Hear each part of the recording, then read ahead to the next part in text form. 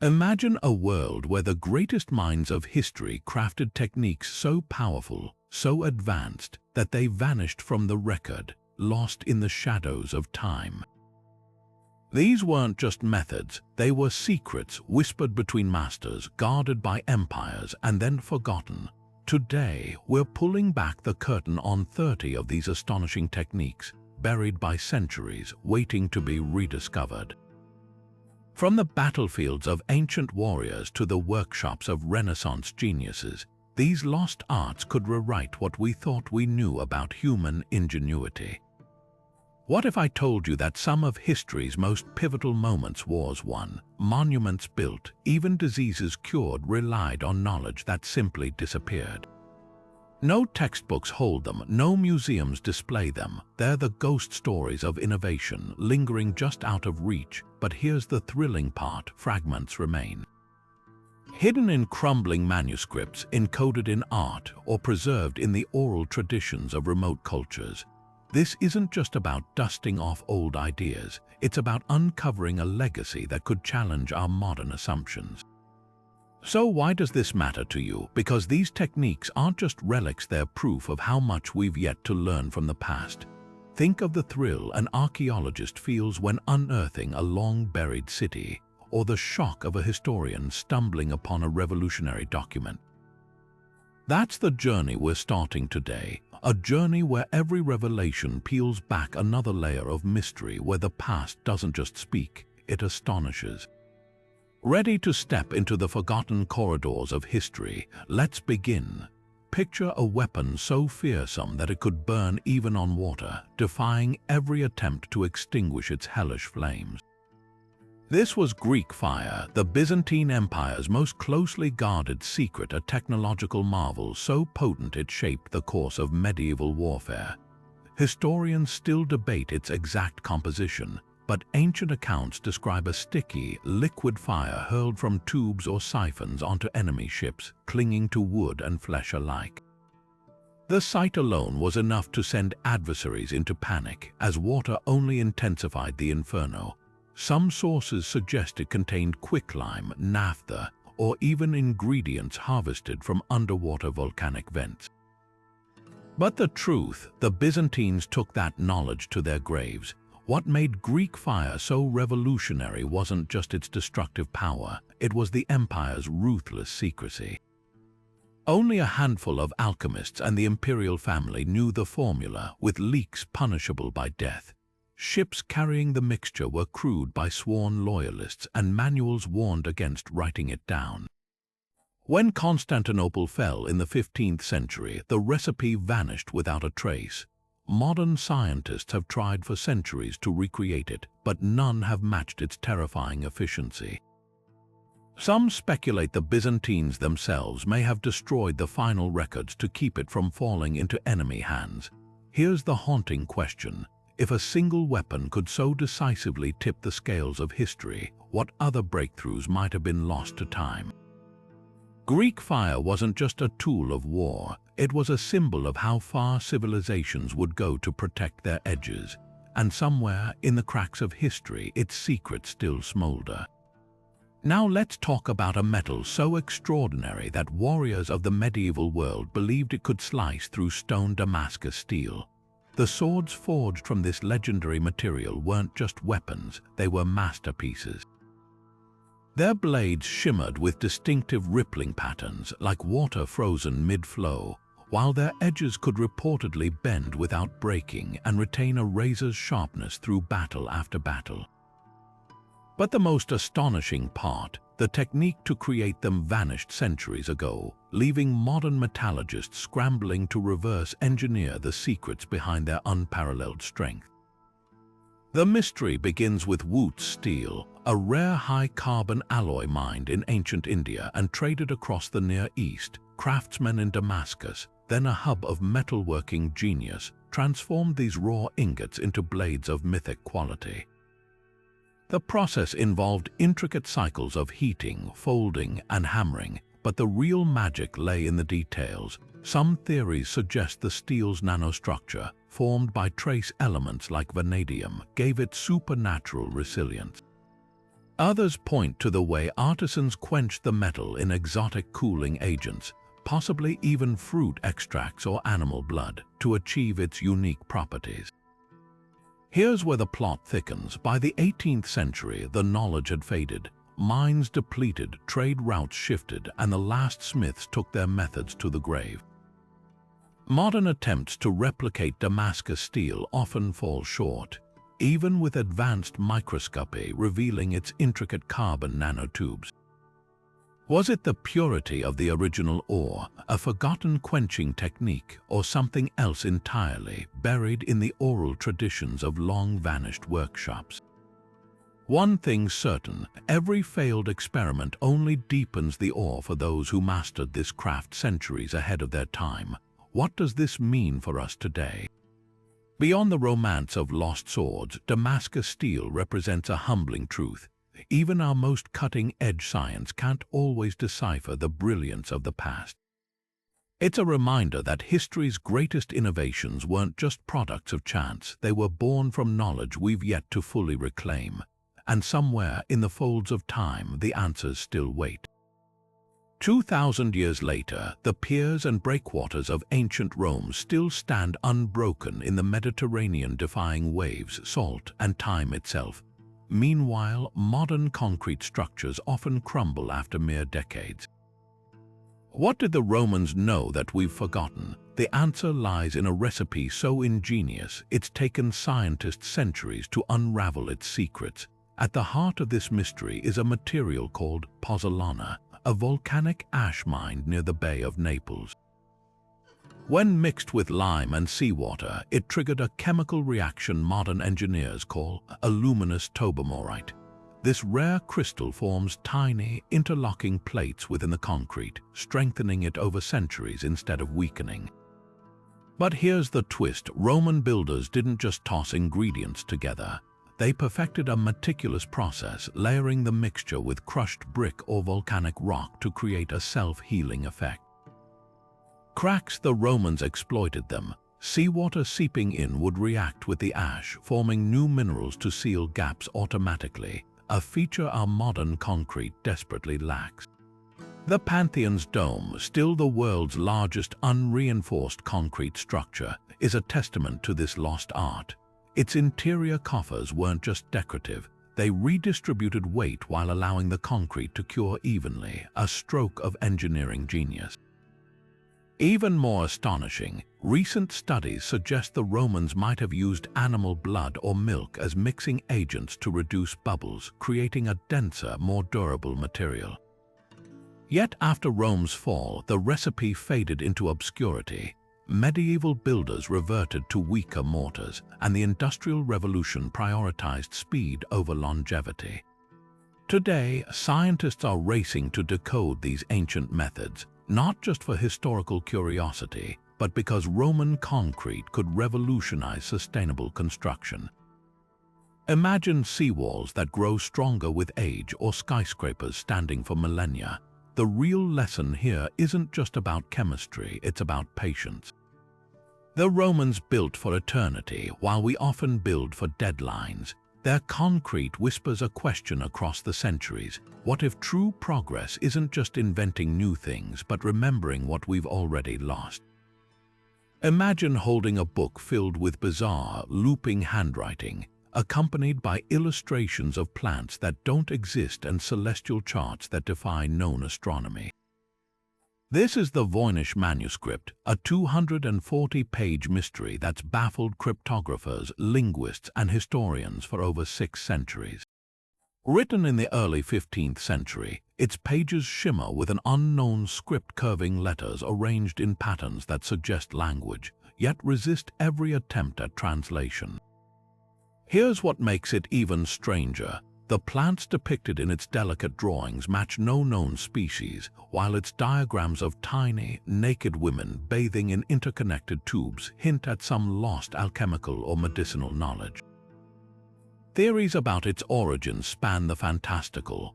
Was it an elaborate herbal compendium encoding remedies too valuable to share openly? Some note similarities between its sections and medieval medical texts, suggesting it might document experimental treatments. Others argue it's an alchemist's workbook, its symbols concealing formulas for the philosopher's stone. More controversial still are claims it's an extraterrestrial artifact or an elaborate Renaissance hoax, though modern carbon dating confirms its parchment and ink are genuinely medieval. Decoding efforts have spanned wars and technologies. World War II codebreakers, fresh from cracking Nazi ciphers, turned their skills to the manuscript and failed. Artificial intelligence has analyzed its patterns, only to conclude the text follows linguistic rules, yet no known language matches. Even the book's ownership trail deepens the mystery. It resurfaces in the court of Rudolph II, a Holy Roman emperor obsessed with the occult, then vanishes until a Polish book dealer, Wilfrid Voynich, discovers it in 1912, giving the text its name. What lingers most hauntingly is the possibility that this isn't a cipher at all. Some scholars propose it's glossolalia, speaking in tongues, transcribed, or a constructed language for spiritual rituals. Others point to its repetitive word patterns, suggesting it could be an early experiment in synthetic writing. But perhaps the most unsettling idea, that its key was oral, lost when the last person who understood it took the secret to their grave. The Voynich Manuscript isn't just an unsolved puzzle. It's a mirror reflecting our limits. For all our computational power and historical insight, some doors remain locked, and behind this one, an entire worldview might be waiting. The Great Pyramid of Giza stands as a silent monument to a mystery that's endured for millennia. How did a civilization without pulleys, iron tools, or even the wheel move 2.5 million limestone blocks, each weighing as much as an elephant, into near-perfect alignment? Modern engineers still grapple with this question, but hidden in the cracks of history are clues pointing to techniques far more sophisticated than we've given the ancients credit for. Forget aliens or lost super technology, the truth might lie in ingenious applications of simple physics, carefully guarded by generations of builders. One of the most compelling theories involves water, not for drinking but as a lubricant. Archaeologists have uncovered evidence that the Egyptians may have dampened the sand in front of massive wooden sledges, reducing friction by up to 50%. Wall paintings in the tomb of Jehu'tihotep depict workers pouring liquid before a statue-laden sledge, while experiments show wet sand creates a near-frictionless surface. Combine this with teams of laborers using ropes and rollers, and suddenly moving multi-ton blocks becomes plausible, no extraterrestrial help required. Then there's the puzzle of the pyramid's interior. How did workers haul stones hundreds of feet upward without leaving traces of external ramps? French architect Jean-Pierre Houdin proposed a revolutionary idea, a spiral ramp built inside the pyramid itself, twisting upward as the structure grew. This wouldn't just explain the lack of massive ramp ruins, it would account for the precise corner angles and the mysterious notches observed in the pyramid's edges, which could have served as turning points for blocks. Even more striking, recent thermal scans have detected voids behind those very notches, hinting at long-sealed ramp tunnels, but precision cuts present another enigma. The pyramid's base is level to within 2 centimeters across 13 acres, and its sides align almost perfectly with the cardinal directions. Some researchers point to the shadow method, where builders could have used the sun's path and simple rods to mark true north. Others suggest the Egyptians mastered a form of primitive surveying, using water-filled trenches as natural leveling devices. Then there's the unsettling fact that the pyramid's dimensions encode mathematical constants like pi. Was this intentional or a happy accident of their chosen measurement system? The real tragedy isn't that these methods seem impossible, it's that they were so effective, they rendered written instructions unnecessary. Master builders likely passed down techniques orally, as apprenticeships demanded years of hands-on learning. When Rome conquered Egypt centuries later, that unbroken chain of knowledge finally snapped. Today, we're left reconstructing their genius one fragment at a time, humbled by the realization that primitive might be the last word that should describe them. What lingers isn't just awe for the pyramids themselves, but for the minds that envisioned them, minds that saw sand, rope, and copper tools not as limitations, but as ingredients for immortality. In that light, the greatest lost technique of all might not be how they built, but how they thought. Imagine a civilization that ruled the largest empire in the Americas without ever putting pen to paper. No scrolls, no leather-bound books, just a labyrinth of colorful knotted strings capable of tracking everything from grain harvests to astronomical cycles. This was the Inca Quipu, a data storage system so sophisticated it left Spanish conquistadors baffled. Far more than simple accounting tools, these twisted cords may have held narratives, poetry, even laws, until colonial forces systematically destroyed them, leaving us with only fragments of a once vibrant language. At first glance, a quipu resembles a fringe pulled from an elaborate tapestry. Cotton or camelid fibers hang from a central cord, each strand dyed in vivid hues, deep reds, earthy browns, luminous yellows, with knots tied at precise intervals. But this wasn't decorative artistry. The position, size, and spacing of those knots followed a complex mathematical code. Some scholars believe the top knots represented high-level categories, like a kingdom's total population, while descending clusters broke data into subsets, villages, age groups, tribute quotas. The colors weren't arbitrary either. Specific dyes could denote commodities: gold, maize, or llamas, turning each quipu into a tactile spreadsheet. What's truly staggering is the scale. Inca administrators used quipus to micromanage an empire spanning modern-day Peru to Chile. Surviving accounts describe runners carrying these knotted records across mountain roads, updating figures in real time as births, deaths, or battles altered the numbers. Spanish chronicler Pedro de Cieza de Leon marveled at their precision, noting how officials could recall the smallest trifle from decades past just by feeling the knots. But here's where history turns tragic. Conquistadors, convinced quipus were pagan artifacts, burned them by the thousands. What they failed to grasp was that these weren't just records, they were books. Recent research suggests certain knot patterns may have encoded syllables, transforming quipus into a full writing system parallel to our alphabet. Deciphering them now is like solving a puzzle with most pieces missing. Of an estimated thousands of quipus, fewer than 1,000 survive, scattered in museums and private collections. Modern breakthroughs have come from comparing knots to Spanish tax records from the colonial era, matching numerical patterns to documented tribute payments.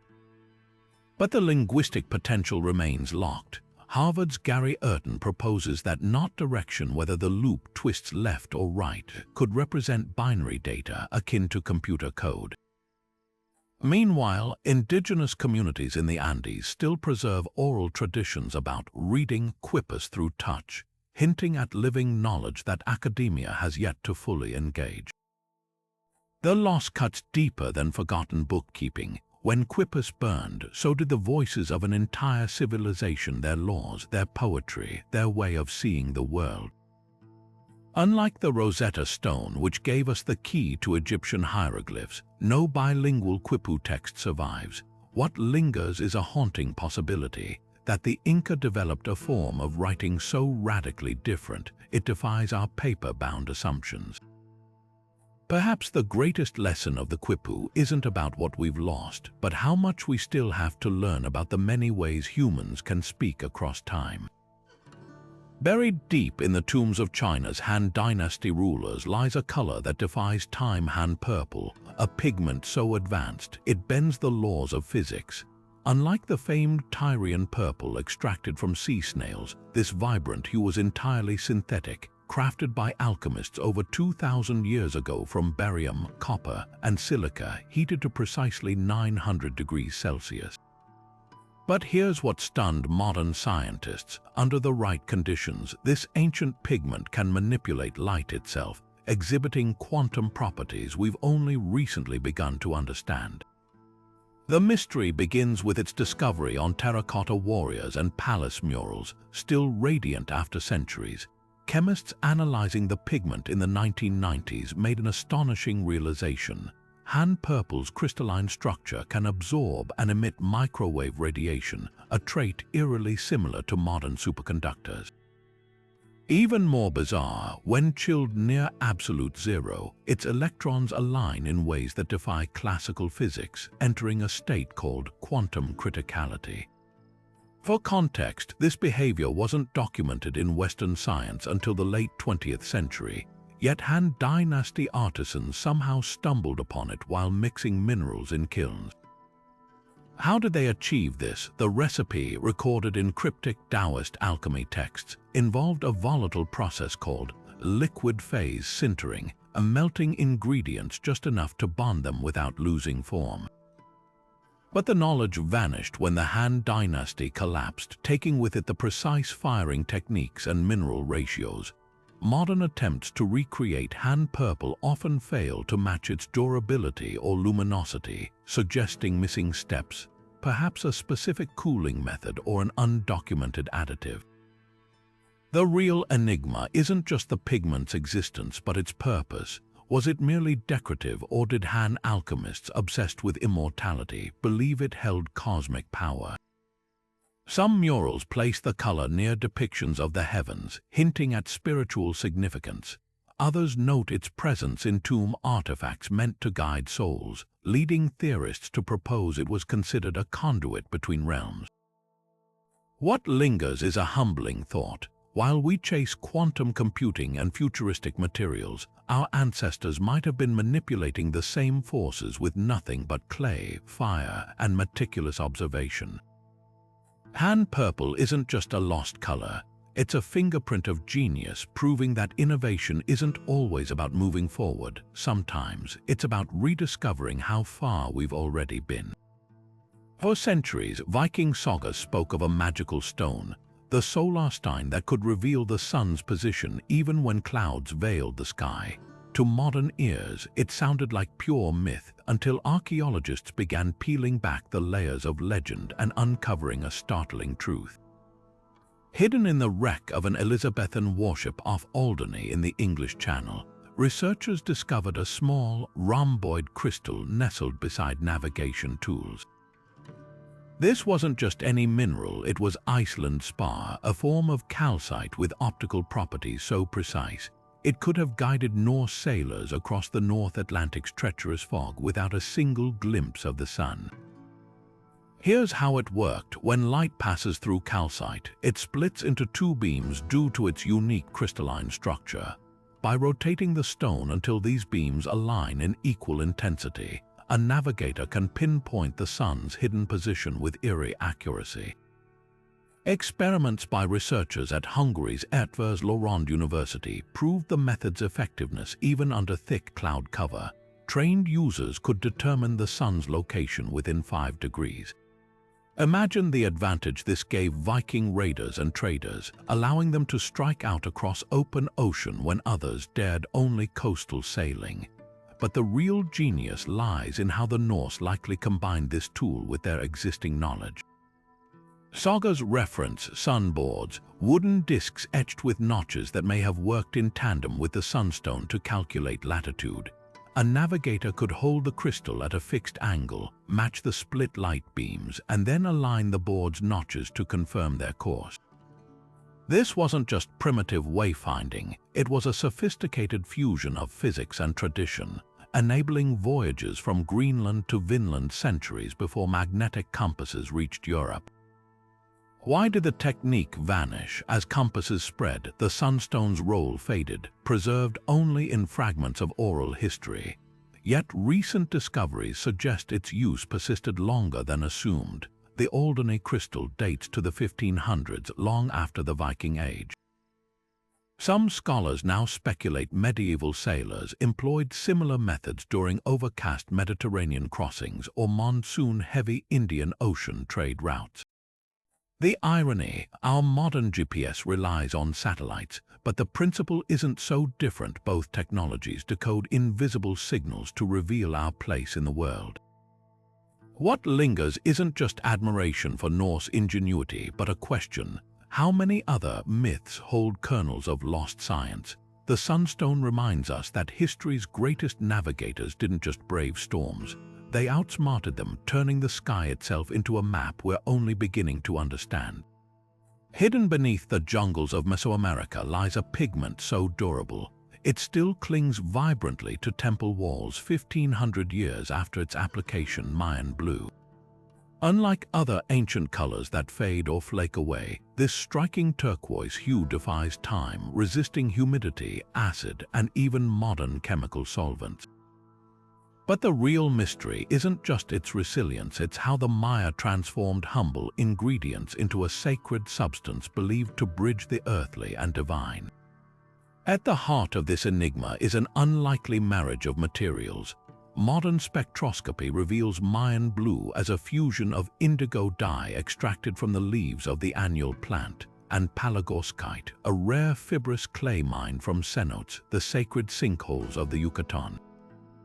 The brilliance lies in the process. Maya artisans didn't simply mix these elements. They subjected them to a ritualistic heating process between 100 and 150 degrees Celsius. At this precise temperature, the indigo molecules weave themselves into the clay's crystalline lattice, creating a bond so stable that not even centuries of tropical sun can break it. Recent experiments at the University of Granada showed that this nanostructure alters how light interacts with the pigment, giving it that otherworldly glow visible even in dim temple interiors. Yet Mayan blue wasn't just a technical achievement, it was a theological one. The color adorned sacrificial altars, ceremonial pottery, and even the bodies of victims offered to the rain god Chak. Archaeologists note its presence in sacred cenotes where objects were ritually drowned, suggesting the Maya saw it as a conduit between realms. The pigment's indigo component may hold the clue. In Maya cosmology, blue symbolized water, sky, and the threshold of the underworld. By making this color eternal, they perhaps sought to eternalize their prayers. The knowledge vanished with the Spanish conquest. Colonizers suppressed annual cultivation, dismissing indigenous dyes as pagan, while the precise heating techniques vanished from oral tradition. Modern chemists can replicate the color's composition but struggle to match its longevity. Some theorize the Maya used temple incense smoke in the curing process, infusing the pigment with resins that added further protection. Others point to the palagorskite's unique mineral impurities, perhaps enhanced by secret additives now lost to history. What remains is a testament to how artistry and spirituality once intertwined. In an age before synthetic dyes, the Maya didn't just create a color. They engineered a piece of the heavens, proving that some bonds, whether molecular or mystical, are built to outlast empires. In a small workshop in Cremona, Italy, a luthier named Antonio Stradivari crafted instruments that would become the holy grail of music, violins with a sound so pure, so resonant, they've been called the voice of angels. Centuries later, scientists still can't fully explain why a Stradivarius, made between the late 17th and early 18th centuries, produces tones unmatched by even the most advanced modern violins. The secret isn't just in the design, it's buried in the wood itself, the varnish, and perhaps even the climate that shaped the materials Stradivari used. One of the most tantalizing theories involves the Little Ice Age, a period of cooling that gripped Europe during Stradivari's lifetime. The slow-growing spruce and maple trees harvested during this era developed unusually dense, narrow growth rings, creating wood with exceptional vibrational properties. But density alone doesn't explain the magic. Researchers using CT scans discovered that Stradivari's instruments have a precise thickness gradient, paper thin in some areas, slightly thicker in others, allowing the wood to vibrate with unparalleled responsiveness. Modern luthiers can replicate the measurements down to the millimeter, yet their violins still lack that legendary brilliance. Then there's the varnish. Stradivari's formula, long thought lost, has been the subject of myth and obsession. chemical analyses reveal it wasn't a single layer but a complex cocktail of proteins, minerals, and possibly even crushed insect shells. Some speculate it included a base of gum, arabic, or egg white, mixed with powdered gemstones to alter the wood's resonance.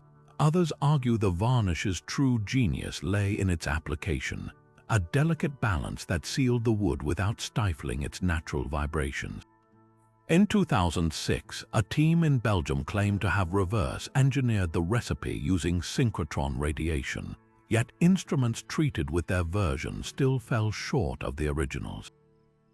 The final piece of the puzzle might lie not in the materials but in the maker's hands. Stradivari didn't just build violins, he listened to them, adjusting each instrument based on how the wood responded during construction.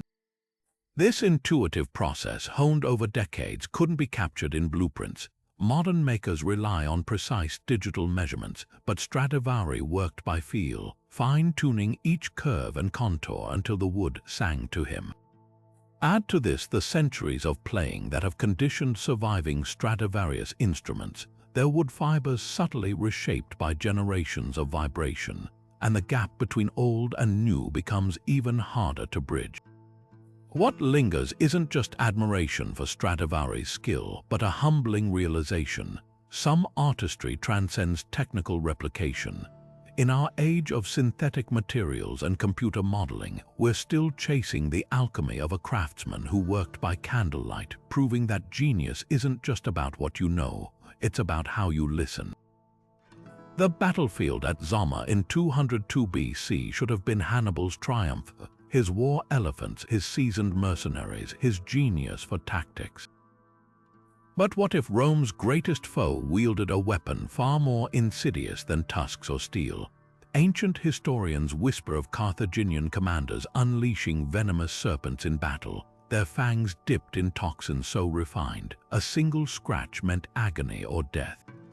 This wasn't just biological warfare, it was the product of a civilization that had turned poison into an art form, only for its secrets to be erased when Rome salted Carthage's earth.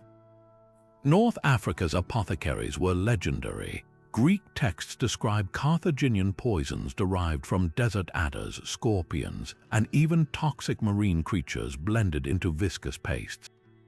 The most feared, a concoction called malkuth, allegedly used to coat arrowheads. Roman accounts claim wounds inflicted by these toxins didn't kill immediately. They induced paralysis, then prolonged fever as the victim's organs slowly failed. Some scholars suggest Hannibal's infamous Alpine crossing included clay pots filled with hibernating vipers, ready to be hurled onto enemy formations. The psychological impact alone would have been devastating. Imagine soldiers not just fighting men, but nature's most feared predators weaponized against them. Yet the true mastery lay in delivery. Carthaginian alchemists supposedly developed adhesives to bind toxins to blades without degrading their potency, a technique modern chemists struggle to replicate. A 1st century AD text by Dioscorides mentions a lost Punic manuscript detailing antidotes and venom extraction, hinting at a sophisticated pharmacological tradition. But when Rome razed Carthage in 146 BC, they didn't just burn buildings, they systematically destroyed libraries, workshops, and the lineages of healers who'd perfected these arts. Pliny the Elder later lamented that even captured Carthaginian physicians refused to reveal their knowledge, taking formulas to their graves rather than let them serve Rome. What survives is fragmentary and eerie. Archaeologists excavating Carthaginian ruins have found ceramic vessels with residue matching known neurotoxins, while mosaics depict serpent-handling rituals. Some theorists propose these poisons weren't just tools of war. They were sacred, tied to the worship of Tanit, Carthage's mother goddess, who governed both creation and destruction. This duality might explain why the recipes vanished so completely. Unlike Greek fire or Damascus steel, these weren't technologies to be captured. They were intimate marriages of faith and death, too dangerous to leave intact. The legacy lingers in unexpected places. Medieval Arabic texts reference African venoms traded along Saharan routes, their descriptions eerily similar to Carthaginian accounts. Could fragments of this knowledge have survived in Berber or Tuareg traditions? Modern herpetologists note that some North African snake handling practices still use techniques absent elsewhere, like milking vipers at precise lunar phases to alter venom potency. It's a faint echo of a science once honed to terrifying perfection, a reminder that the line between medicine and weaponry is as old as civilization itself. Rome sought to erase Carthage from history, but in doing so, they may have obliterated not just a rival, but an entire branch of human ingenuity. The real poison wasn't in the fangs or the arrows, it was in the act of forgetting, ensuring we'll never fully grasp how deep the art of harm once ran. High on the wind-scoured plateaus of Tibet, death isn't an end, it's a final act of generosity, a return to the cycle of life in its purest form. This is the essence of sky burial, a Vajrayana Buddhist practice so sacred, its full rituals remain closely guarded by monastic communities. Imagine a body carried before dawn to a remote charnel ground where a Rogyapa, or body breaker, performs precise incisions to prepare the remains for hungry vultures. To outsiders, it might seem stark, even shocking. But within Tibetan cosmology, this is the ultimate offering, flesh given freely so the soul can detach without clinging to the physical form. The ritual's roots stretch deep into Buddhist philosophy. Tibet's rocky terrain and scarcity of wood made traditional cremation or burial impractical, but sky burial transcends mere pragmatism. It embodies the doctrine of anatman, or no self, the belief that the body is merely a temporary vessel. By allowing vultures, considered dakinis or celestial beings, to consume the remains, the deceased aids all living things in a final act of compassion. Every step is steeped in symbolism. Monks chant to guide the soul, while the Rogyapa avoids using metal tools near the head, believed to be the seat of consciousness. The speed at which vultures consume the body is even interpreted as a sign of the deceased's karma. Swift cleansing suggests a virtuous life, yet the most intimate details of the ceremony are deliberately obscured. Outsiders are rarely permitted to witness the full process, and photographs are forbidden. This secrecy isn't about exclusion, it's about protecting the ritual's sanctity from commodification or misunderstanding. Modern attempts to document sky burials have sparked tension, as Tibetan communities resist reducing a profound spiritual practice to sensational footage. Even among Buddhists, knowledge is often passed orally from master to disciple, preserving its gravity. The practice faces modern threats beyond cultural intrusion. China's occupation of Tibet has led to restrictions on sky burials, with authorities sometimes enforcing cremation, a direct challenge to religious autonomy. Meanwhile, declining vulture populations due to diclofenac poisoning in neighboring regions risk severing an ecological bond centuries in the making. Conservation efforts now intertwine with cultural survival, as monks advocate for protecting these sacred scavengers. What lingers isn't just the image of circling birds, but the radical humility at the ritual's core. In a world obsessed with preserving legacies, tombs, monuments, digital footprints, sky burial offers a counterpoint, the courage to vanish completely, to let the wind carry even your ashes away. It's a reminder that some truths aren't meant to be dissected, only honored, and in that surrender perhaps lies the deepest freedom. Before the Spanish conquest turned chocolate into a sweetened treat, it flowed through the courts of Tenochtitlan as something far more potent, a sacred elixir reserved for warriors, priests, and emperors.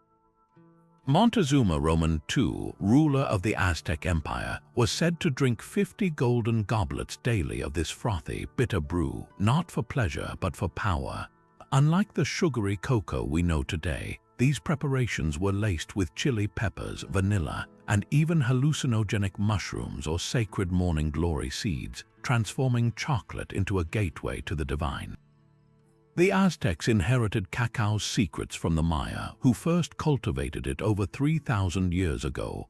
But where the Maya drank it at royal feasts, the Aztecs elevated it to ritual status. Surviving codices depict priests grinding roasted cacao beans with volcanic stone mortars, then whipping the paste with water in cylindrical vessels poured from dizzying heights to create a rich foam, a technique that required years of practice. The foam wasn't just texture, it symbolized the drink's spiritual essence, believed to carry prayers to the gods. Some recipes included ground oyster shells for alkalinity, magnifying caffeine's effects, or the blood of sacrificial victims to commune with deities. Colonization shattered this tradition. Spanish friars, appalled by chocolate's association with pagan rites, stripped away its sacred ingredients, rebranding it as a medicinal tonic sweetened with cane sugar. By the 17th century, European mills had replaced stone grinding, and frothing sticks gave way to mechanical stirrers, efficient but devoid of ceremony. The hallucinogens vanished from record, though traces linger in indigenous communities where elders still whisper of the jaguar's brew, a version steeped with psychoactive herbs. What was lost wasn't just a recipe, but an entire philosophy. For the Aztecs, chocolate wasn't consumed, it was performed, a dance of chemistry and spirituality where every bubble held meaning. Modern attempts to recreate these elixirs fall short, not because we lack the ingredients, but because we've forgotten how to taste with more than our tongues. The foam has settled, but the secrets still simmer beneath history's surface. Divers exploring a Roman shipwreck off the coast of Antikythera in 1901 expected to find statues and pottery, not a corroded bronze lump that would rewrite the history of technology. When archaeologists finally cracked open that lump decades later, they uncovered gears upon gears, precisely interlocked like the innards of a modern clock. This was the Antikythera mechanism, a 2,000-year-old device so advanced it wouldn't be matched until the 14th century. Forget primitive sundials, this intricate machine could predict lunar eclipses, track Olympic cycles, and model the erratic motions of planets with jaw-dropping accuracy.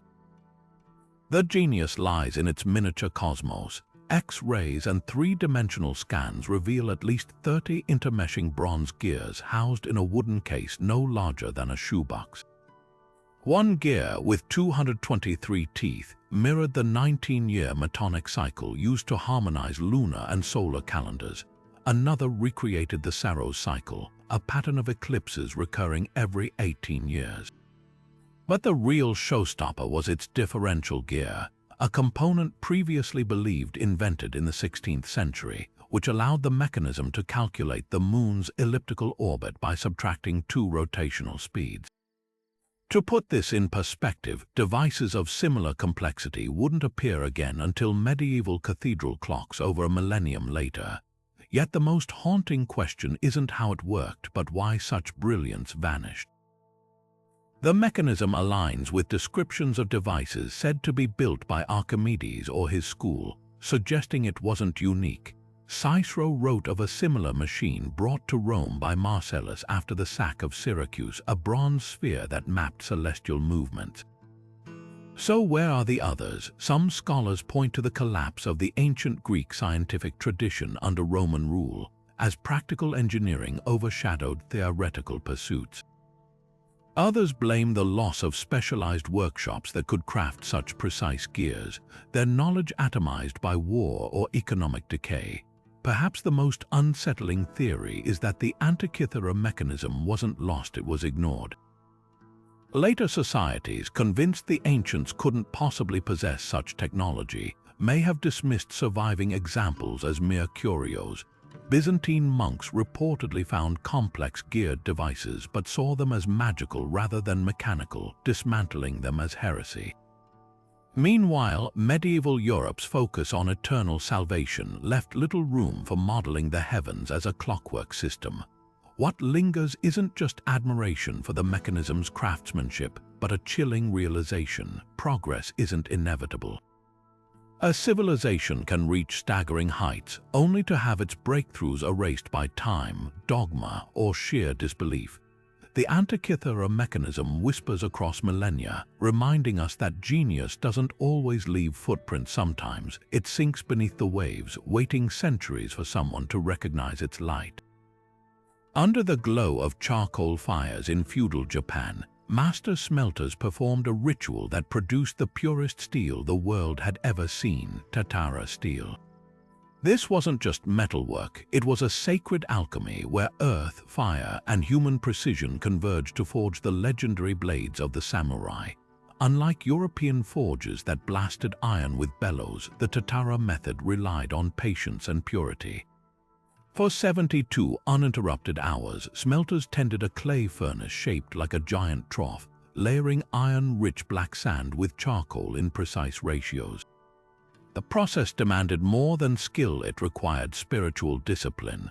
Workers fasted, purified themselves with ritual cleansings, and even avoided speaking harshly near the furnace, believing negative energy could fracture the steel's soul. What emerged wasn't uniform metal, but a layered cake of different grades: the soft, shock-absorbing Kira at the base, and the jewel-like Tamahagane at the core. Tamahagane, with its perfect balance of carbon, became the heartbeat of the katana. Swordsmiths would spend weeks folding and reforging just a few pounds of it, driving out impurities strike by strike until the steel could hold an edge sharper than a scalpel yet flex like a willow branch. Metallurgists today still marvel at its nanostructure, where crystalline patterns resemble wood grain, a natural defense against cracks. Yet Tatara steelmaking vanished with Japan's industrialization, not because it failed, but because it couldn't scale. Each furnace yielded barely enough steel for a handful of swords, and the labor-intensive process clashed with modern mass production. Post-war occupation forces nearly buried it entirely, banning sword craftsmanship until 1953.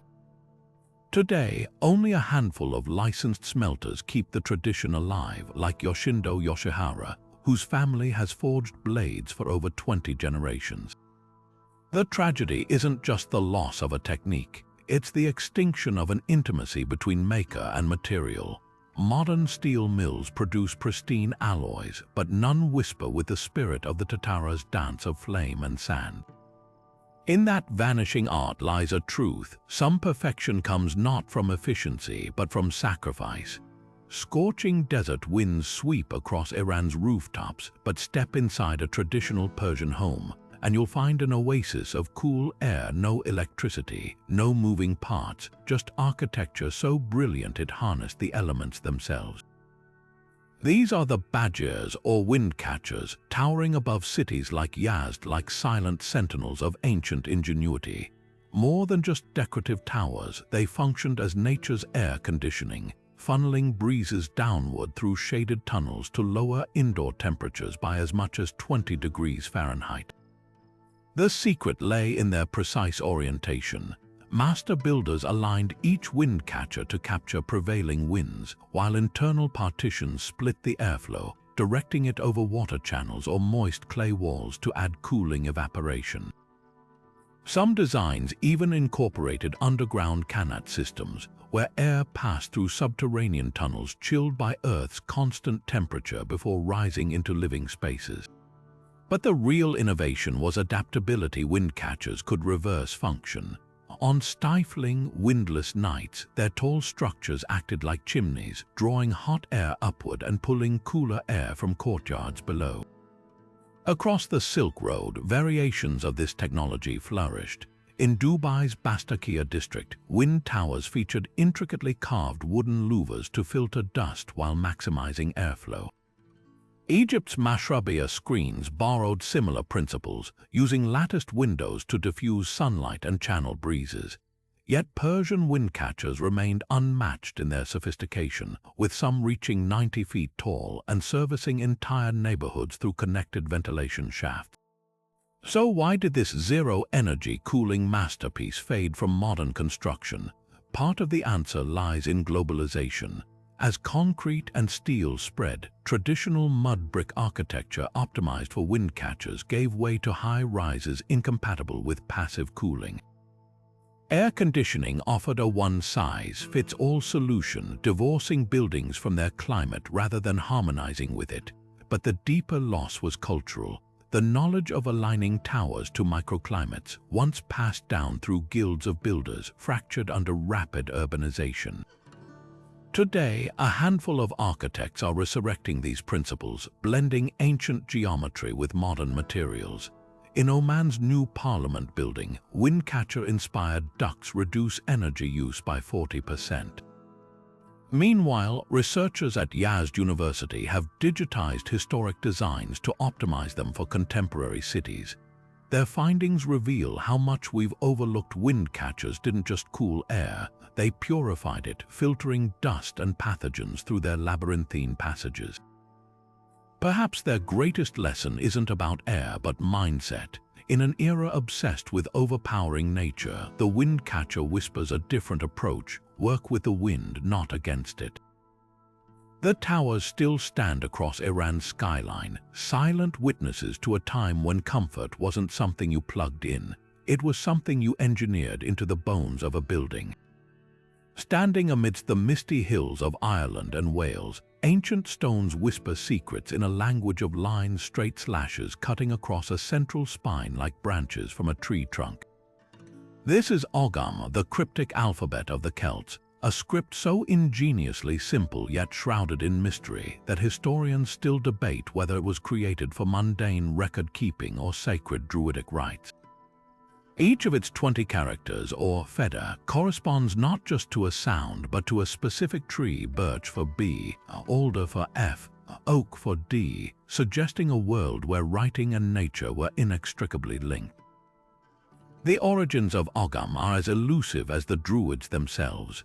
Most inscriptions date between the 4th and 7th centuries CE, yet some scholars argue the script could be far older, preserved orally before being etched into stone. The theory goes that early Ogham served as a secret code among Celtic elites, a way to mark territory or memorialize the dead without Roman occupiers understanding. Others propose it was purely ritualistic, Druids carving invocations to forest spirits or casting spells by arranging wooden staves in Ogham patterns. The truth might lie in between. Boundary stones bearing names like Son of the Wolf or Descendant of the Fir hint at practical use, while rare inscriptions invoking the magic of the hazel suggest deeper mysticism. Christian monks, ironically, became both Ogham's archivists and its undertakers. As Ireland converted in the 5th century, literate scribes began transcribing Ogham into Latin manuscripts, preserving its key alongside explanations like the 14th century Book of Balamot. But this very act of preservation accelerated its decline. Latin letters, faster to write and more versatile, replaced Ogham for daily use. By the Middle Ages, the script survived only as marginalia in religious texts or as cryptic flourishes on high crosses, a fading echo of pagan literacy. What makes Ogham truly unique isn't just its form, but its flexibility. Unlike rigid Roman lettering, Ogham could be carved vertically, horizontally, or even in curves to suit the medium. Some stones use it clockwise, others counterclockwise, as if the direction itself carried meaning. Modern linguists have identified over 400 surviving Ogham stones, yet their interpretations vary wildly. A single inscription might be read as a memorial, a land claim, or a charm against evil depending on which scholar you ask. The script's ambiguity may have been intentional, a way to layer meanings, much like the Druids' reputed love for riddles. The greatest tragedy of Ogham isn't its disappearance, but the loss of the oral tradition that likely accompanied it. Standing stones were almost certainly mnemonic devices, their carvings meant to trigger spoken recitations we'll never hear. Today, neo-pagan groups attempt to revive Ogham as a divination tool, casting wooden sticks like runes. But the whispers of those who first carved into stone their stories, their spells, their conversations with the oaks are gone with the wind, leaving only silent lines waiting for anyone to read between them. For tens of thousands of years, the landscapes of Australia didn't just adapt to fire, They thrived because of it, sculpted by the world's oldest continuous culture through a practice known as firestick farming. Far from the destructive wildfires we fear today, these were precise, cool burns set by Aboriginal elders during specific seasons to encourage new growth, clear underbrush, and create a mosaic of habitats. The result, a living tapestry of open forests, grassy woodlands, and fire-resistant ecosystems that supported astonishing biodiversity while preventing catastrophic blazes.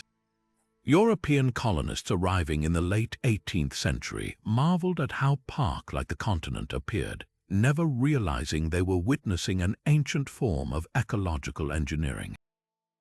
The genius of firestick farming lay in its intricacy. Elders wielded fire like a paintbrush, reading weather patterns and plant cycles to determine exactly when and where to burn. In the tropical north, fires were set early in the dry season when humidity kept temperatures low, creating fire breaks that stopped late-season infernos. Across the arid center, small patch burns promoted the growth of bush tomatoes and medicinal plants while maintaining corridors for kangaroos. Coastal clans used fire to stimulate fruiting in native grains like murnong, a staple root vegetable that vanished after colonists banned burning. These weren't random acts, they were chapters in a living library of knowledge, passed down through generations in songlines and stories that mapped the land's rhythms. Modern science now confirms what Aboriginal peoples have always known. Studies comparing satellite imagery with traditional burn areas show these methods reduced wildfire spread by up to 60% while doubling species diversity. Certain acacias and eucalypts actually require fire to germinate, their seeds sealed in resin that only melts at specific low-intensity burn temperatures. Even Australia's iconic kangaroo grass evolved to thrive under frequent burning, developing deep root systems that prevent erosion, a trait that made it perfect for Aboriginal grain harvesting. The land wasn't just managed, it was cultivated through flame, with each fire nurturing the next generation of life. Colonization shattered this equilibrium. Misunderstanding the purpose of controlled burns, settlers criminalized the practice, dismissing it as primitive fire setting. The consequences were catastrophic. Without careful burning, fuel loads built up, leading to the devastating megafires Australia faces today. Invasive species like flammable gamba grass spread unchecked, while fire-sensitive animals like the quokka saw habitats vanish. Perhaps most tragically, ecosystems that had co-evolved with human stewardship for 60,000 years suddenly found themselves untended, like a garden left to wither. Yet hope flickers in the rediscovery of these techniques. In Arnhem Land, indigenous rangers have revived firestick farming, combining traditional knowledge with aerial ignition to protect sacred sites and endangered species. Their success has sparked a movement. Government agencies now train firefighters in Aboriginal burning methods, while satellite data proves these ancient practices reduce carbon emissions by preventing uncontrolled wildfires. Even the once lost murnong is being reintroduced in southeastern Australia, its seeds finally finding the fire-tended soil they need. What Aboriginal Australians mastered wasn't just land management, it was a philosophy of reciprocity. The land gave them food, medicine, and culture. In return, they cared for it with a precision modern science is only beginning to grasp. Their fires didn't conquer nature, they conversed with it in a language of flame and regeneration we're still learning to speak. Rumbling across medieval battlefields, catapults weren't just brute force machines, they were precision instruments, fine-tuned like massive violins. The secret to their accuracy lay in an unexpected material, animal sinew. When dried and twisted into thick cords, these fibrous strands became nature's perfect spring, storing incredible energy in their coiled tension. Engineers didn't just yank them tight and hope for the best. They adjusted each torsion bundle individually, calibrating the twist to account for humidity, temperature, even the weight of the projectile.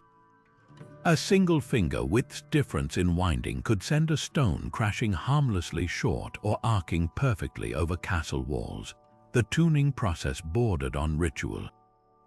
Before major sieges, masters would fire smaller shots into marked pits, observing not just distance but the angle of impact. Deep craters meant too much tension, shallow skips signaled under-twisted chords. Some accounts describe engineers humming specific pitches as they adjusted the sinews, a practice modern experiments suggest wasn't superstition. When properly tensioned, the chords vibrate at frequencies audible to the human ear, turning acoustics into an ancient form of quality control.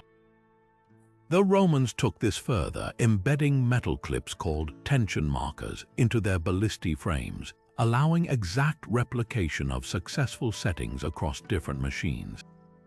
Then came the game changer, gunpowder.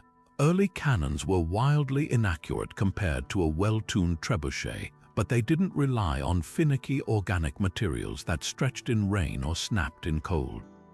By the 1400s, the last master torsion engineers were fading into obscurity, their carefully guarded tuning techniques deemed as obsolete as quill pens in a printing press.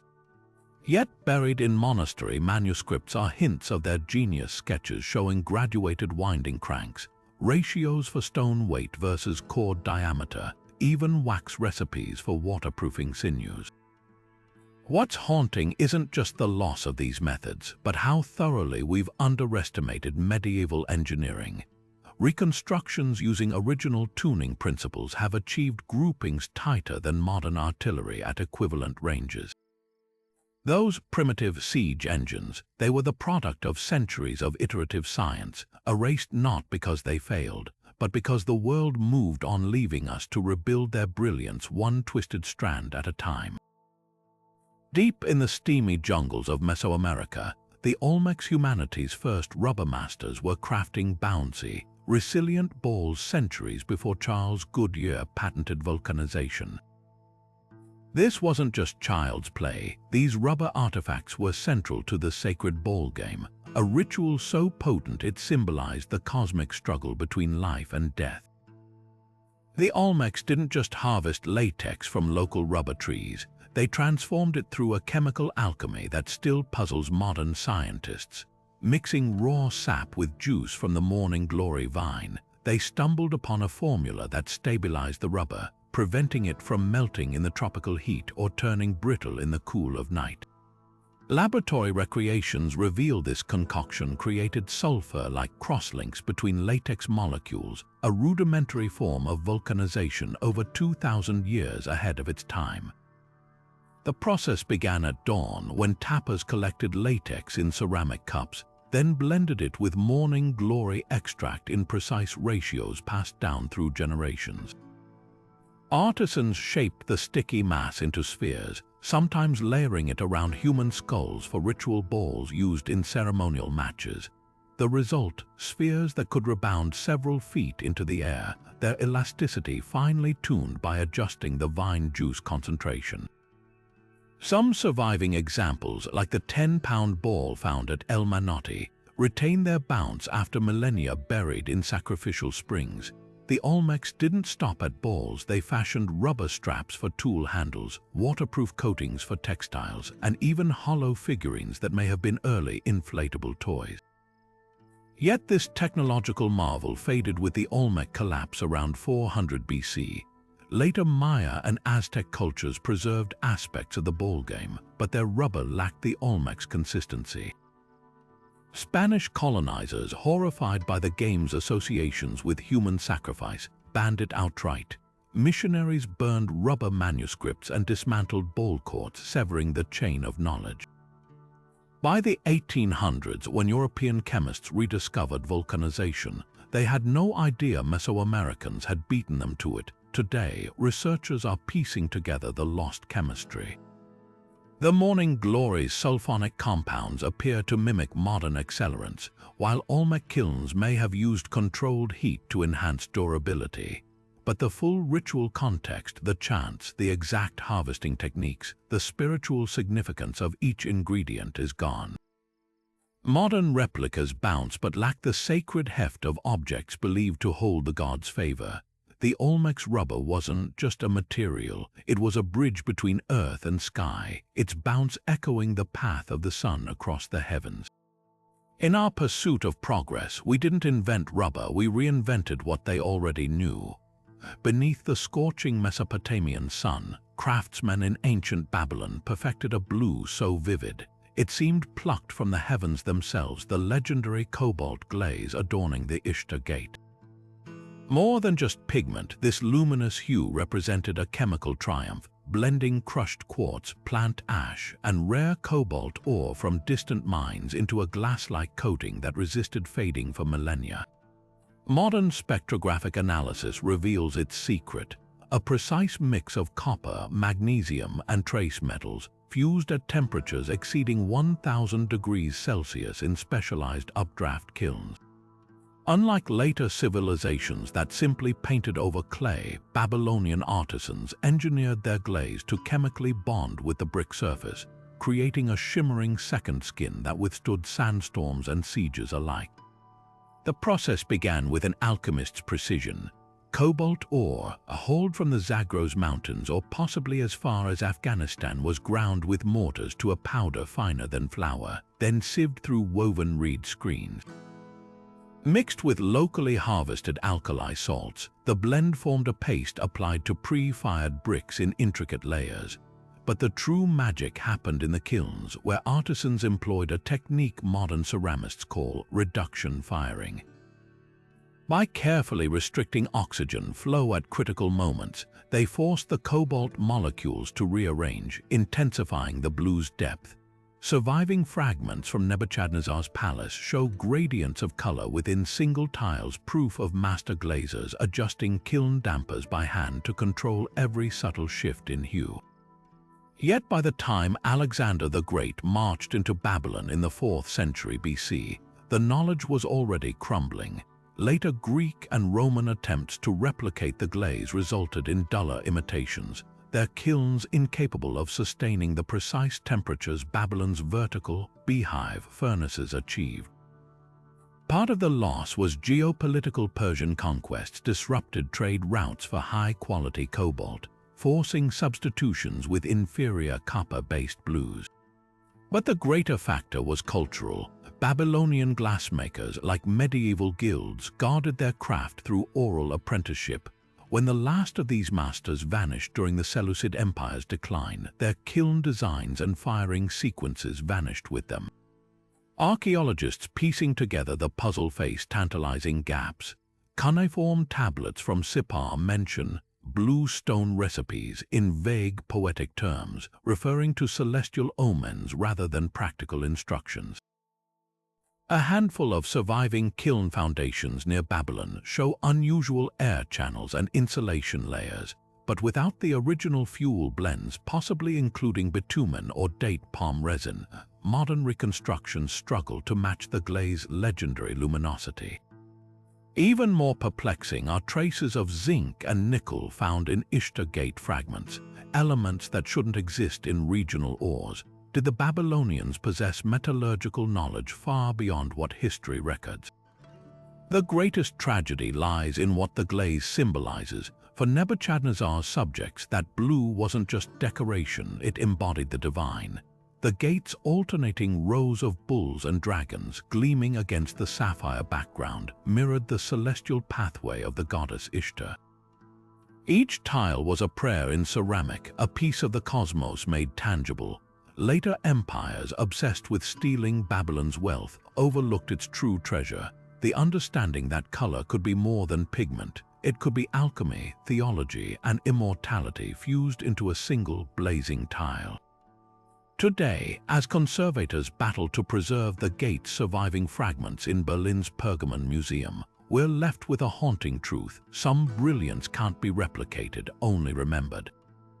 For the Maori of Aotearoa, New Zealand, skin wasn't just a canvas, it was a living parchment, etched with chisels to tell stories no book could hold. Tomoko, their sacred tattooing practice, transformed flesh into genealogy, with each swirling line mapping ancestry, status, and life's trials onto the face and body. Unlike Polynesian tattooing, which used combs to puncture the skin, Tomoko employed razor-sharp bone chisels called yuhai, tapping them with mallets to carve grooves deep into the dermis. The process wasn't just painful, it was transformative, with the resulting scars forming raised patterns that shimmered in sunlight, a texture impossible to replicate with modern needles.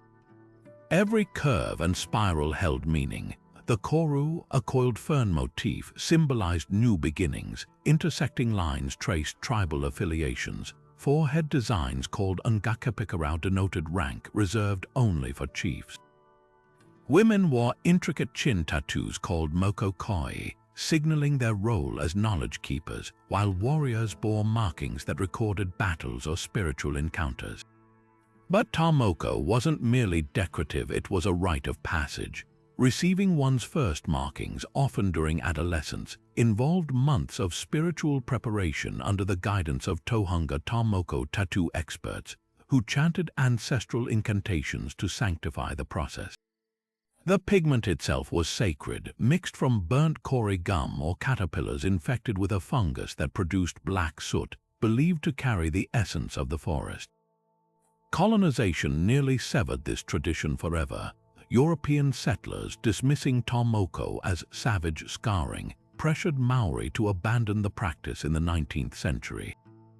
Missionaries banned facial tattoos outright, and by the early 20th century, many elders hid their moko under clothing or endured surgical removal to avoid discrimination.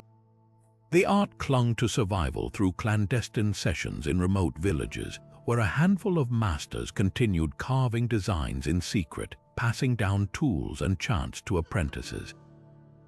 Revival began in the 1970s, fueled by the Maori protest movement. Activists reclaimed moko as a symbol of cultural resistance, sparking a renaissance that fused ancient techniques with modern hygiene. Today, practitioners like Gordon Toy Hodgson use sterilized steel yuhai, blending ancestral motifs with contemporary narratives. Survivors of domestic violence might receive protective patterns, while others ink tributes to lost languages or stolen land. The New Zealand government now recognizes Tomoko as Taonga treasure, protecting designs under intellectual property law to prevent exploitation, yet challenges linger. Some elders critique neo-moko, worn by non-Maori or those without genealogical ties, arguing the practice isn't merely aesthetic, it's a blood covenant. Others stress that true moko demands more than tools. It requires Wakapapa lineage and mana spiritual authority. Modern tattoo guns can mimic the look, but they lack the tapu sacredness of the chisel's bite, the way the yuhai's vibration resonates with ancestral voices. In a world obsessed with fleeting trends, Tomoko stands apart, a reminder that some art isn't meant to be worn lightly. Each stroke is a covenant, a conversation with those who came before, and a declaration to those who will follow. The chisel's echo, once silenced, now rings clear again. These faces are not just skin, they are living archives, standing proudly in Delhi's Qutub complex for over 1,600 years. An iron pillar defies one of nature's most relentless forces, rust. While modern steel bridges crumble within decades under monsoon rains and pollution, this 23-foot-tall marvel bears not a single flake of corrosion, its surface still smooth enough to reflect sunlight like a dull mirror. The secret lies not in some magical coating, but in the very composition of the metal itself, forged by ancient Indian metallurgists whose techniques remain staggeringly ahead of their time. Scientific analysis reveals the pillar's iron contains an unusually high phosphorus content, nearly 1% compared to modern steel's mere fractions. This wasn't accidental. Researchers at the Indian Institute of Technology discovered that 5th-century smiths deliberately mixed iron ore with charcoal rich in phosphorus, creating a self-protecting alloy. As the metal cooled, phosphorus migrated to the surface, forming an ultra-thin barrier of iron-hydrogen phosphate that blocks oxygen and moisture from penetrating deeper layers. Even more remarkably, urban pollution has inadvertently strengthened this shield over centuries. Sulfur dioxide in the air reacts with the phosphorus to create an even more resilient passive layer. Modern attempts to replicate this effect in laboratories confirm the ancient formula's brilliance, yet no contemporary alloy matches its 16th century track record. Why didn't this revolutionary technique spread globally? Part of the answer lies in regional geology. The pillar's creators likely sourced their iron from the Singpum region's unique ores, naturally high in phosphorus. Without this specific raw material, smiths elsewhere couldn't duplicate the effect. But the greater obstacle may have been cultural. India's guild-like system of craft knowledge, where metallurgical secrets were closely guarded within family lineages. When the Gupta Empire declined, these specialist networks fragmented, leaving no comprehensive records. Later Islamic and colonial rulers prioritized importing familiar steel-making methods over preserving indigenous ones. The pillar's endurance poses an uncomfortable question. How much ancient innovation have we lost to the assumption that older means primitive? In our rush to industrialize, we discarded centuries of material science, wisdom, knowledge we're now painstakingly relearning through electron microscopes instead of apprenticeships. The next time you see rust creeping over a modern structure, remember, 16 centuries ago, someone solved that problem with nothing but fire, ore, and genius. Long before digital projectors or even the first photographs, Renaissance masters harnessed the power of light itself to create works of staggering precision, using a deceptively simple device called the camera obscura. Imagine a darkened room with a single pinhole, where light streaming through projects an upside-down image of the outside world onto the opposite wall. This wasn't just a novelty. It became the ultimate artistic cheat code, allowing painters like Leonardo da Vinci and Johannes Vermeer to trace the play of shadow and perspective with near photographic accuracy. Da Vinci's notebooks brim with sketches of these devices, describing how the images of illuminated objects penetrate through small holes into dark dwellings, appear inverted yet retain their exact proportions. What made the camera obscura indispensable was its ability to solve one of art's greatest challenges, a perspective distortion. Before its widespread adoption in the 1500s, even skilled artists struggled with depth and scale. Figures in a scene might appear disjointed, or architectural lines would fail to converge correctly. But with a camera obscura's projected image, painters could overlay their canvases and directly replicate the natural laws of optics. Vermeer's The Music Lesson, with its flawless rendering of light cascading across a tiled floor and virginal keyboard, exhibits telltale signs of this technique. The precision of the reflection in the mirror, the subtle blurring of foreground objects, these are the hallmarks of projected light captured in real time, not just painterly intuition. The device evolved from crude pinhole boxes to sophisticated portable versions, some with lenses crafted by the same opticians who supplied astronomers like Galileo. Artists would mount a glass lens in the aperture, sharply focusing the image, then insert an angled mirror to flip it right side up onto a drafting table. Canaletto's sweeping Venetian cityscapes, with their mathematically perfect bridges and canals, likely owe their geometric perfection to these enhanced setups. Even Caravaggio, known for his dramatic chiaroscuro, may have used camera obscuras to study the interplay of candlelight on flesh, his figure's uncanny volumetric shadows aligning eerily with projected images. So why did this revolutionary tool fade into obscurity? Part of the answer lies in shifting artistic values. By the 19th century, Romanticism prized emotional expression over technical precision, dismissing camera obscura-assisted works as mechanical. The rise of photography in the 1800s rendered projection obsolete for realism, while avant-garde movements like Impressionism actively rejected its constraints.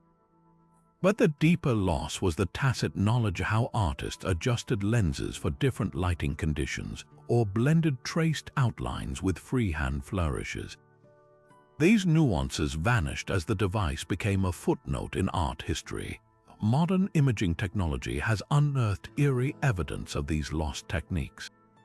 Infrared reflectography reveals underdrawings in Renaissance works where compositions were sketched first with precise, unerring lines likely traced projections before applying paint. Yet the camera obscura's true legacy isn't just in the masterpieces it helped create, but in how it reshaped human perception. For the first time, artists could freeze fleeting light, dissect complex shadows, and see the world as a machine might, an early step toward the photographic age. The device didn't diminish their genius, it amplified it, proving that even the greatest visionaries sometimes need a little help from the laws of physics. What's haunting is realizing how many intuitive masterpieces were born from this marriage of art and optics. The camera obscura whispers a quiet truth. Brilliance isn't about rejecting tools, but knowing which ones let you see beyond the limits of your own eye. Deep in the forests of pre-colonial North America, warriors didn't just hide, they vanished. Across tribes from the Cherokee to the Lakota, oral histories speak of hunters and fighters who blended into their surroundings with such uncanny precision, they seemed to dissolve before their enemies' eyes. This wasn't mere stealth, it was an advanced understanding of organic chemistry, as indigenous peoples crafted pigments from plants, minerals, and animal fats that manipulated light itself. The Micmac of the Northeast, for instance, mixed crushed evergreen needles with bear grease to create a paste that absorbed sunlight unevenly, disrupting the human form's symmetry. In the Southwest, Apache scouts used yellow ochre clay infused with desert willow sap, a combination that mimicked the way sunlight dapples across canyon walls. The most sophisticated formulas went beyond static colors, they adapted. Cherokee tradition describes a moss-based pigment that darkened when wet, allowing river crossings without betraying movement. Lakota warriors reportedly applied a buffaloberry and clay mixture that dulled metallic reflections from weapons, while Potawatomi hunters used charred walnut husks blended with duck fat to create a matte black that absorbed rather than reflected moonlight. These weren't haphazard experiments. They were the product of generations observing how specific compounds interacted with light at different times of day and under varied weather conditions. Some recipes even incorporated crushed iridescent beetle shells or mica flakes to mimic the subtle shimmer of foliage in wind, breaking up the telltale silhouette of a human form. Yet the true genius lay in application. Unlike European face paint, which often emphasized bold patterns for intimidation, indigenous camouflage focused on asymmetry, strategic smudges that confused the eye's natural tendency to seek human features. Cree elders described techniques where warriors would apply pigments in irregular vertical streaks, mirroring tree bark, or use fingertips to dab clusters of dots resembling dappled shade. The effect was psychological as much as visual. By disrupting facial recognition patterns in the observer's brain, these pigments made wearers momentarily unseeable, buying critical seconds in battle or hunting scenarios. The loss of these formulas stems from a double erasure. Early European settlers dismissed the pigments as primitive decoration, failing to grasp their scientific sophistication. Later, government boarding schools actively suppressed indigenous knowledge systems, severing the oral transmission of recipes. Some survivalists and historians have attempted reconstructions, like the University of Montana's project analyzing faded pigment traces on 19th-century Comanche shields, but the living context is gone. We know, for instance, that northeastern tribes fermented certain plants to enhance their light-absorbing properties, yet the exact species and fermentation duration remain mysteries. Even when modern chemists replicate the base ingredients, the results lack the adaptive qualities described in oral accounts, suggesting missing catalytic steps or application rituals. What survives are fragments of understanding, Micmac historian Marie Baptiste recounts a grandmother's teaching that true camouflage required not just the right mix, but singing specific songs while grinding pigments to wake up the spirit of the plants. Pueblo artists note that some ancient pigments change hue when viewed from different angles, a property modern, stealth coatings strive to achieve with synthetic nanomaterials. The bitter irony: today's military spends millions developing high-tech camouflage while the natural world, and the indigenous sciences that decoded it, already held the answers. Those answers now linger in the space between memory and loss, where the line between warrior and wilderness once blurred to invisibility. In the palaces of Alexandria, Cleopatra didn't just wear perfume, she weaponized it. Historical accounts describe how she saturated the sails of her barge with jasmine and myrrh so potent, Mark Antony could smell her approach before sighting the Nile's horizon. These weren't mere fragrances, they were alchemical masterpieces distilled in temple workshops using techniques so advanced, modern chemists are only beginning to decode their secrets. Recent excavations at the ruins of Menz, a center of ancient Egyptian perfumery, reveal limestone stills with intricate cooling tubes, capable of extracting essential oils at temperatures low enough to preserve delicate floral essences, a technology Europe wouldn't replicate for another 1500 years. The process began with sacred ingredients. Papyrus scrolls from the Temple of Edfu detail recipes where priests macerated lilies harvested at dawn when their scent peaked in imported Cretan olive oil for 40 days before distillation. Residue analysis on alabaster vials found in Tutankhamun's tomb identified traces of frankincense, cinnamon, and a now extinct blue lotus extract, all suspended in a base of rendered animal fats that slowly released fragrance over hours. But the true genius lay in the Egyptians' understanding of terroir. Just as winemakers treasure specific vineyards, perfume priests documented how roses from Fayum's saline soils produced more pungent absolutes than those grown near Thebes. They even accounted for celestial cycles, distilling certain botanicals only under full moons, believing lunar gravity affected oil extraction. A superstition modern studies suggest may have basis in fluid dynamics. Rome's conquest shattered this delicate science. While Egyptian perfumers had treated scent as sacred burning kaif, incense in hourly temple rituals to commune with gods, the Romans commodified it. Production shifted from priestly guilds to mass-market factories in Pompeii, where shortcuts like adding cheap ambergris substitutes diluted quality. Pliny the Elder lamented that Roman perfumes, though stronger, lacked the solar harmony of Egyptian blends. The death knell came with Christianity's rise. Early church fathers condemned perfumery as pagan excess, shuttering temple workshops and dispersing their knowledge. By the Middle Ages, Europe's finest perfumers could barely replicate even basic Egyptian floral waters.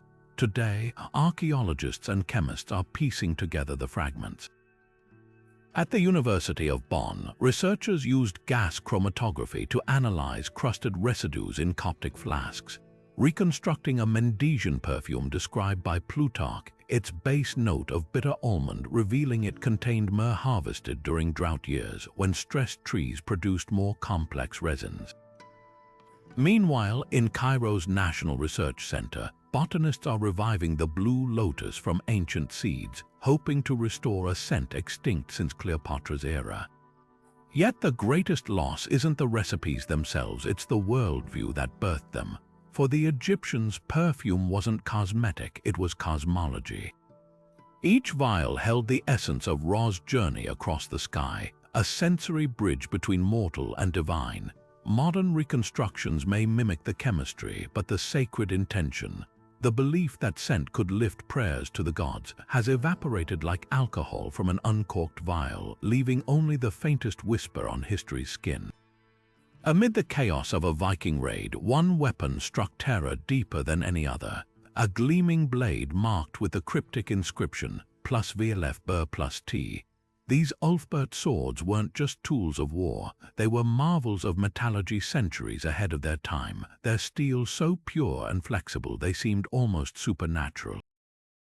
Found in graves and battle sites across Europe, these weapons contained less than 1% impurities, a quality unmatched until the Industrial Revolution, raising the chilling question: how did Dark Age smiths achieve what modern forgers couldn't replicate until the 1800s? The secret lay in their crucible steel, a material so advanced it defies the stereotype of primitive Viking weaponry. Unlike the slag-riddled iron common in Europe, Ulfbert blades were forged from high-carbon steel imported from the Islamic world, where masters in modern-day Iran and Afghanistan had perfected the art of melting iron with precise charcoal ratios in sealed clay crucibles. This process burned away impurities while infusing the metal with just the right amount of carbon, creating blades that could bend without breaking and hold edges sharp enough to split a silk scarf midair. The distinctive +VLF+T stamp, likely a Frankish maker's mark, became a status symbol, with elite warriors paying fortunes for these flagship weapons. But the real enigma isn't their origin, it's their abrupt vanishing act. Around the year 1000, Ulfbert production ceased abruptly. Some scholars point to the collapse of trade routes when Viking expansion slowed, cutting off access to crucible steel. Others suggest political shifts. Frankish smiths may have lost royal patronage as feudalism took hold. The most tantalizing theory involves the Volga trade route's disruption by the Mongol invasions, severing the supply of high-quality steel ingots from the east. Whatever the cause, the knowledge dissipated so completely that when archaeologists first examined Ulfbert swords in the 1800s, they assumed the inscriptions were mystical runes rather than hallmarks of a lost industrial process.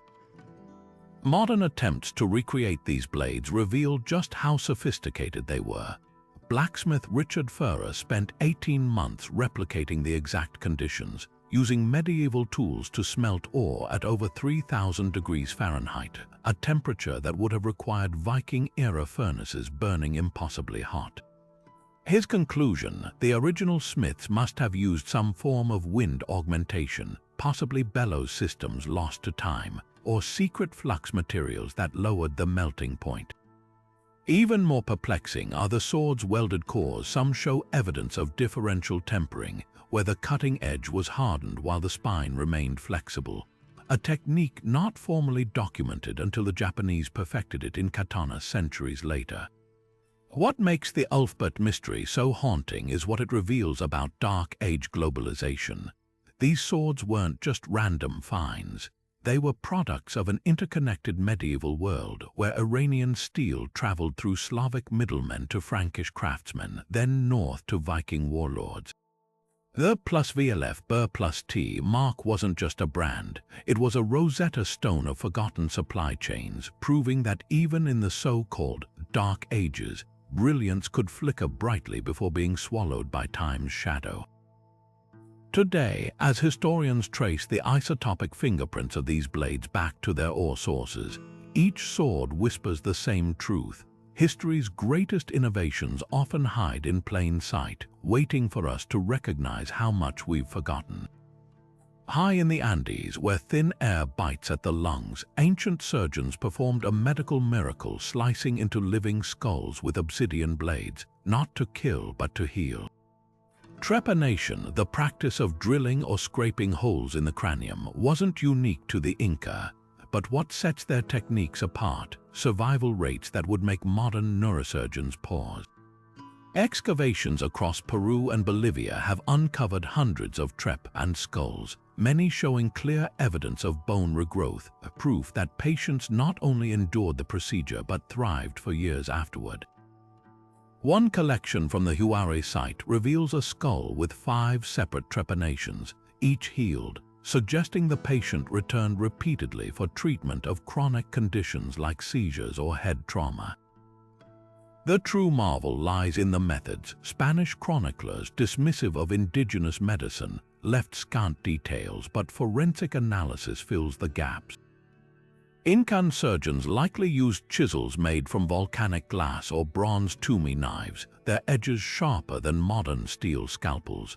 To prevent infection, a death sentence in any pre-antibiotic era, they may have turned to nature's pharmacy, coca leaves for anesthesia, balsam sap as an antiseptic, or even quinoa beer to cleanse wounds with its natural acidity. Some skulls show deliberate scoring around the incision sites, possibly to promote skin regeneration, a technique mirroring today's surgical mesh. But the real stroke of genius was knowing where to cut. Unlike medieval European trepanations that often pierced the brain's protective dura mater, Incan openings cluster around non-fatal zones, avoiding major veins and lobes. Anthropologist John Varano's studies of Cusco specimens found survival rates exceeding 80% during the late Horizon period, a success rate Europe wouldn't match until the 19th century. Even more astonishing, some patients were trep and multiple times in overlapping areas, indicating surgeons tracked individual medical histories with precision. Why did this knowledge vanish? The Spanish, conflating the practice with pagan idolatry, suppressed indigenous healers while importing European cures like bloodletting. Colonial texts reduced trepanation to primitive superstition, ignoring its clear therapeutic intent for head injuries common among warriors facing sling stones in battle. Modern neurosurgeons examining these skulls with CT scans now recognize the Incas' anatomical foresight. Their techniques weren't just survival, they were mastery, proving that centuries before Murray's, healers walked these mountains who could navigate the human brain with nothing but intuition, observation, and hands steadied by generations of wisdom. The tragedy isn't just the loss of their methods, it's the arrogance that dismissed them. While Western medicine struggled through the Dark Ages, the Andes hosted a medical tradition that understood the skull not as a barrier but as a door, one they learned to open and close with breathtaking skill. Imagine holding a seemingly blank scrap of paper until the warmth of your hands makes words bloom like secret flowers. This was the magic of invisible ink, a trick perfected by Silk Road spies who traded more than just spices and silk, they trafficked in secrets. From Tang Dynasty diplomats to Venetian merchants, agents used citrus juices, especially lemon and lime, to pen messages that vanished as they dried, only reappearing when heated over a candle or lamp. The chemistry was simple but brilliant. Fruit acids weaken paper fibers, so when heated, those patches darken faster than untreated areas. But the real genius lay in how seamlessly this method wove into daily life. A merchant could jot fake inventory lists with hidden military plans between the lines, or a concubine might send an empty love letter that steamed open to reveal troop movements. The Silk Road didn't just transport goods, it was a highway for espionage tech. Persian diplomats carried lemon ink treaties past rival patrols, while Byzantine agents soaked scrolls in vinegar to cloak maps of fortress weak points. Marco Polo's journals even hint at Mongol scouts using fermented mare's milk as ink, its lactic acid leaving fainter but equally heat-revealed traces. What made citrus the gold standard? Its ubiquity. Lemons grew along trade routes from Kashmir to Sicily, making the ink easy to replenish without arousing suspicion.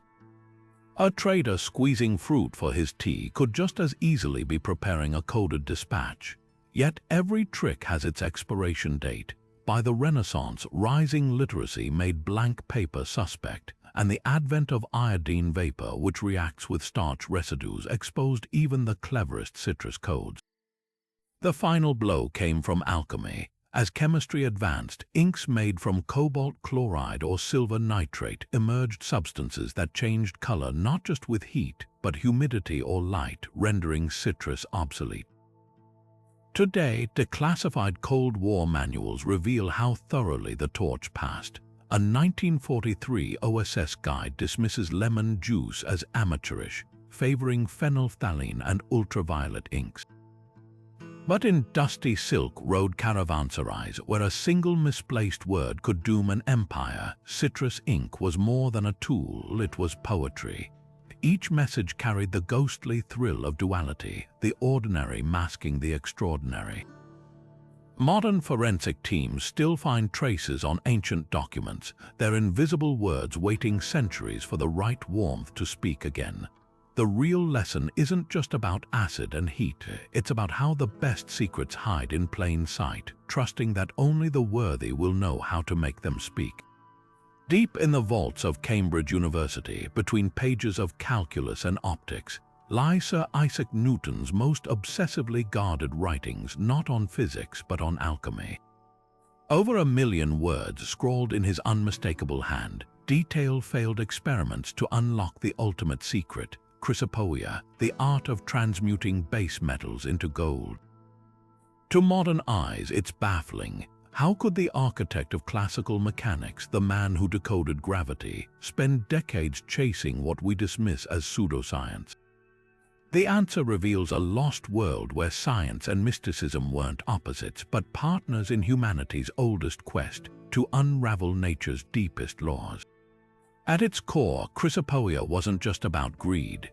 Medieval alchemists saw gold as the pinnacle of metallic perfection, its incorruptibility symbolizing spiritual purity. Transforming lead, a dull, unstable metal, into gold represented the refinement of both matter and soul. Arabic treatises like Jabir ibn Hayyan's Book of Stones framed the process as a cosmic gestation. Metals grew underground toward gold's ideal state, and alchemists merely accelerated nature's work. This involved a mythical catalyst called the Philosopher's Stone, described not as a literal rock but as a radiant powder or liquid capable of purifying any substance. Newton's notes describe distilling mercury over months to create a sophic mercury he believed could dissolve gold's essence for transmutation. The line between chemistry and symbolism blurred spectacularly.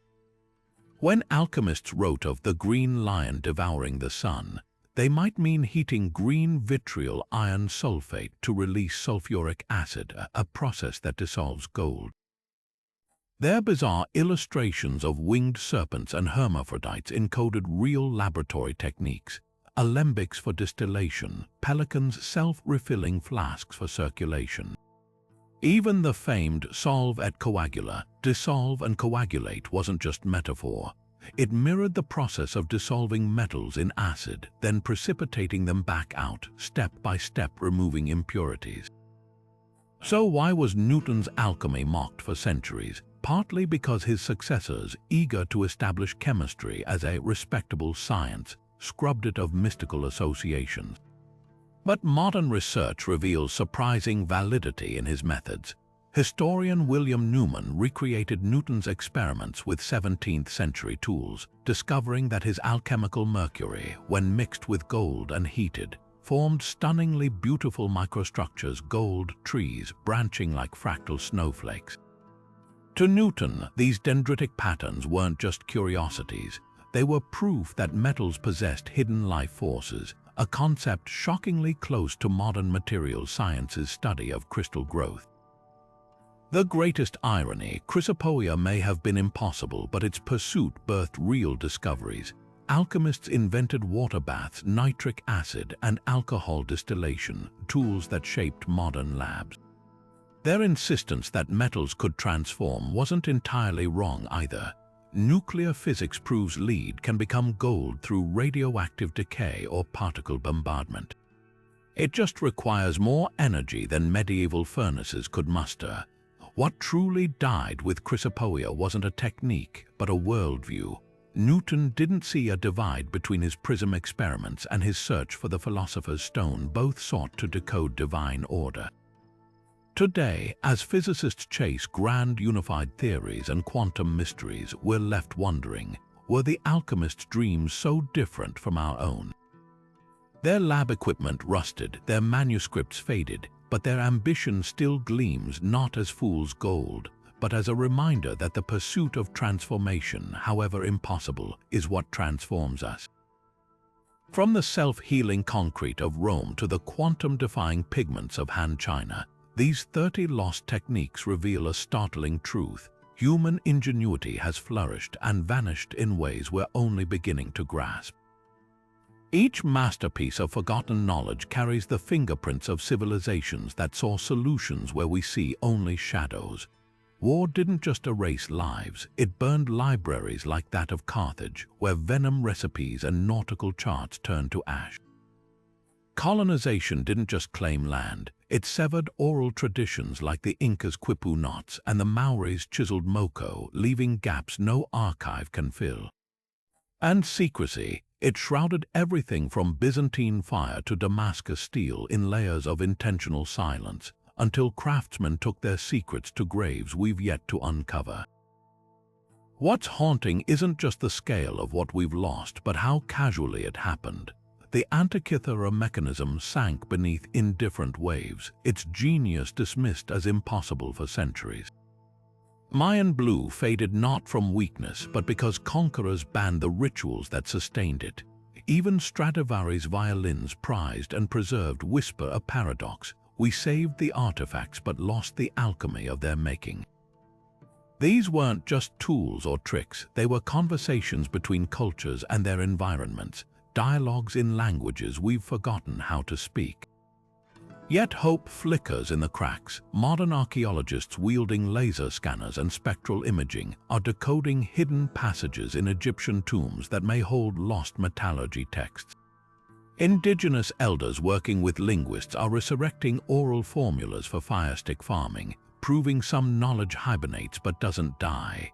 And every so often, a discovery like the Voynich Manuscript taunts us, proof that history's vaults still hold chests we've yet to pry open. So here's the invitation. Look closer. That odd artifact in a museum's back room. It might be more than a curiosity, the folk remedy your grandmother swore by. It could echo a pharmaceutical breakthrough our labs are still chasing. The past isn't a static monolith, it's a living puzzle. And every shard we recover reshapes the picture of who we are and what we're capable of. The real question isn't just what we've lost, but what still waits, patient and gleaming, for the right light to reveal it.